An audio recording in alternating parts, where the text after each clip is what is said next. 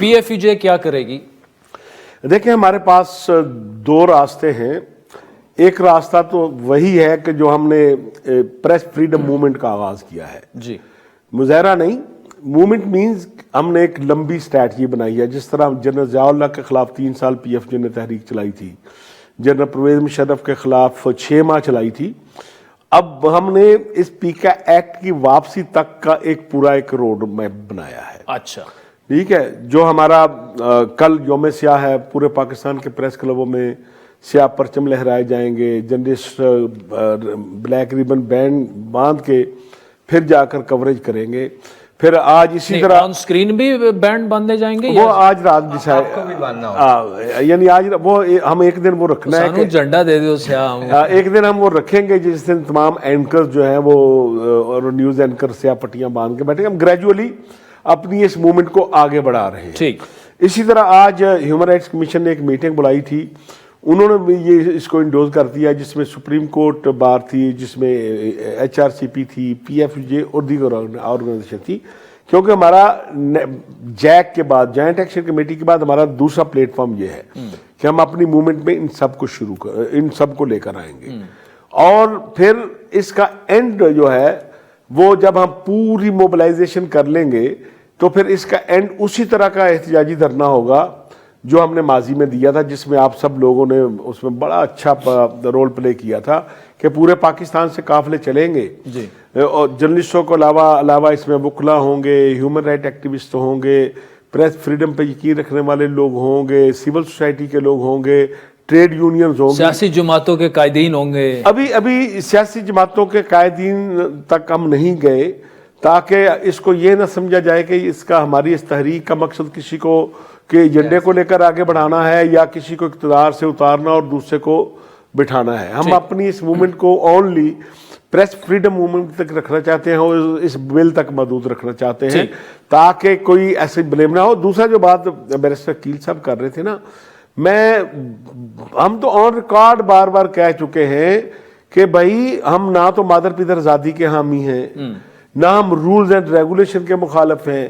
Fake news کے سب سے بڑے وکٹم ہم ہیں اور مخالف ہم ہیں, اور ہم آپ کے پاس شکوائز آنا چاہتے ہیں. تو بالکل وہ جو کہہ رہے تھے نا ان کو آن بورڈ کیا گیا تھا, بالکل میں آن ریکارڈ کہتا ہوں کہ کسی کو آن بورڈ نہیں کیا نہیں. لیکن اب اگر وہ اسامہ, ٹائم میرے پاس کم ہے, 2-3 منٹ ہے, لیکن یہ جواب میں آپ سے لوں گا. رانا صاحب نے بھی کہا ہم بیٹھنے کو تیار ہیں, آپ آئیں بیٹھیں. عقیل صاحب کہہ رہے ہیں آئیں. عقیل صاحب بھی کافی کلوز ہیں شہباز شریف کے, ان کے قانونی امور کے وہ ماہر ہیں. تو کیا آپ لوگ بیٹھنا نہیں, مطلب ہم بیٹھنا ان کے ساتھ نہیں چاہ رہے, یا وہ ویسے ہی ٹی وی پہ کہہ رہے ہیں کہ بیٹھ جائیں؟ عادل, یہ کیا بات ہوئی کہ آپ نے قانون پاس کر دیا اس کے بعد بیٹھیں گے؟ نہیں, وہ کہہ رہے ہیں امینڈمنٹ کرنے کے لیے. نہیں تو امینڈمنٹ آپ نے پھر پاس کیوں کیا؟ آپ حکومت میں ہیں, آپ اس سے پہلے مشاورت کرتے. ایک جمہوری طریقہ یہ ہے کہ آپ سٹیک ہولڈر سے بات کرتے ہیں, جو افیکٹڈ پارٹیز ہوں گی, جو میڈیا ہے, جو انٹرنیٹ پہ کام کرتے ہیں, جو دیگر لائرز وغیرہ ہیں, آپ سب سے بات کریں. یہ قانون لایا گیا, نہ تو کمیٹیوں میں کسی نے پڑھا, نہ تو پارلیمان میں کسی نے پڑھا. صاف انہوں نے, سیاستدانوں نے خود بولا کہ ہمیں کہا گیا ہے کہ یہ پاس کرنا ہے, اور انہوں نے ووٹ دے دیے. کمیٹی میں بھی ووٹ دے دیے. جی بالکل. اور انہوں نے پھر پارلیمان میں بھی اس کو ووٹ دے کے پاس کر دیا. تو آپ کیوں نہیں اس پہ مشاورت کرتے؟ مطلب آپ پی ایف یو جے موجود ہے, آپ کے پاس جرنلسٹ پورے ملک کے موجود ہیں, آپ کے ڈیجیٹل رائٹس پہ کام کرنے والے اتنے لوگ ہیں جنہوں نے 10-15 سال سے اس پہ کام کیا. آپ ان کو ایٹ لیسٹ کنسلٹ تو کریں. یہ تو کوئی بات نہیں ہوئی کہ آپ ایک وہ لاتے ہیں. پھر انٹیریئر سینٹ کی جو کمیٹی تھی جس میں آپ تھے, جس کی میٹنگ تھی وہ کل آدھے گھنٹے کی میٹنگ تھی. اچھا. جس میں صحافیوں کو صرف 5 منٹ دیے گئے اور بتایا گیا کہ آپ بات کر لیں, ووٹ تو ہم ابھی اس پہ کریں گے. تو یہ تو کوئی بات نہیں ہے کہ پھر وہ پاس ہو جاتا ہے تو پی پی پی کی شہری رحمان صاحبہ بھی کہتی ہے کہ ہم آپ سے بات کریں گے, اور پی ایم ایل این کے لوگ بھی کہتے ہیں بات کریں گے. اچھا, اس میں پی ٹی آئی کے جو چیئرمین صاحب تھے, فیصل سلیم نام ہے ان کا. جی بالکل. انہوں نے, ان کے اختیار میں بھی یہ ہے کہ وہ بولیں کہ ہم اگلی میٹنگ پہ اس پہ بات کریں گے. انہوں نے بھی ایسا نہیں, آپ امینڈمنٹس لائیں. انہوں نے کہا جی انہوں نے کہیں جانا ہے, چلیں ووٹ کرتے ہیں. لیکن ایٹ لیسٹ ایک نقطہ جو ہے کہ یہ تمام سیاسی جماعتیں جو ہیں اس پر متفق ہے, کسی چیز پہ نہیں, ایک پہ اتفاق آ چکا ہے.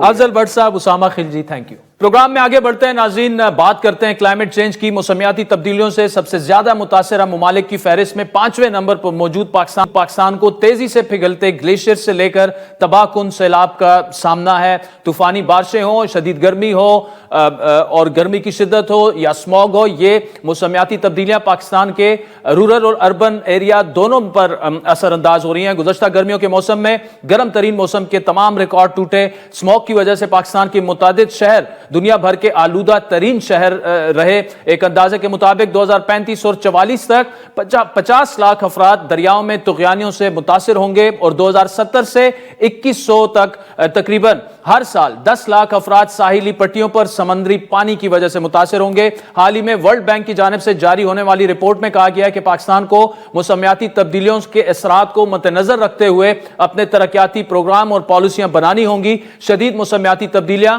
ماحولیاتی خرابی اور ہوا میں آلودگی سے پاکستان میں 2050 تک ملک کے جی ڈی پی میں 18 سے 20% کمی واقع ہو سکتی ہے۔ یہ ایک بہت بڑا فگر ہے جس سے ملک کی ترقی کی رفتار متاثر ہوگی۔ رپورٹ کے مطابق موسمیاتی تبدیلی ایک ایسا خطرہ ہے جو اس وقت ہمیں درپیش ہے اور جو آنے والی نسلوں کی زندگی تبدیل کر کے رکھ دے گا۔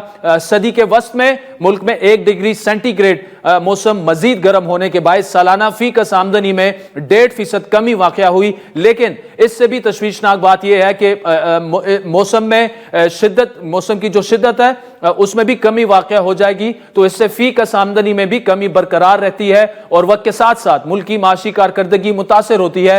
کراچی میں overseas investor chamber of commerce and industry کے تحت تیسری پاکستانی کلائمیٹ کانفرنس سے خطاب کرتے ہوئے وزیر خزانہ محمد اورنگزیب نے کہا کہ پاکستان کو اپنے موسمیاتی تبدیلی سے نمٹنے کے لیے 2030 تک 350 ارب ڈالرز کی ضرورت ہے۔ یہاں یہ ذمہ داری دنیا کے امیر ممالک پر عائد ہوتی ہے کہ وہ اس مسئلے میں اپنا کردار ادا کریں۔ 2022 میں آنے والے تباہ کن سیلاب کے بعد دنیا بھر کے ممالک نے پاکستان کو 16 ارب ڈالرز ڈونیشن کے وعدے کیے، لیکن ان وعدوں کی تعمیل نہ ہو سکی۔ گزشتہ ہفتے دنیا کی سپر پاور اور سب سے بڑی معیشت امریکہ کے صدر ڈونلڈ ٹرمپ نے بھی امریکہ کو پیرس معاہدے سے ایک بار پھر الگ کرنے کا اعلان کیا۔ ڈونلڈ ٹرمپ نے اس سے پہلے اپنے پہلے دور حکومت میں پیرس معاہدے سے امریکہ کو الگ کر لیا تھا، جسے جو بائیڈن نے امریکہ کو دوبارہ شامل کیا۔ عام طور پر موسمیاتی تبدیلی کے سیکریٹریٹ کے بجٹ پر اقوام متحدہ کے فریم ورک کنونشن کا 22% امریکہ فراہم کرتا ہے، جس میں 2024 اور 25 کے لیے باڈی کے آپریٹنگ اخراجات کا تخمینہ $96 ملین ہے۔ اس حوالے سے ڈان میڈیا گروپ جو ہے وہ بریتھ پاکستان کے نام سے آگاہی مہم انہوں نے شروع کی ہوئی ہے گزشتہ کئی ماہ سے، اور اگلے ماہ 6 سے 7 فروری کو عالمی کلائمیٹ جو سمٹ ہے وہ یہاں اسلام آباد میں منعقد ہو رہی ہے، ایک ہائی پروفائل سمٹ ہے۔ تو باقی میڈیا آرگنائزیشنز کو بھی چاہیے کہ عوام کی آگاہی کے لیے خصوصاً کلائمیٹ چینج جو ہے وہ معیشت کے بعد پاکستان کا اس وقت سب سے بڑا مسئلہ ہے۔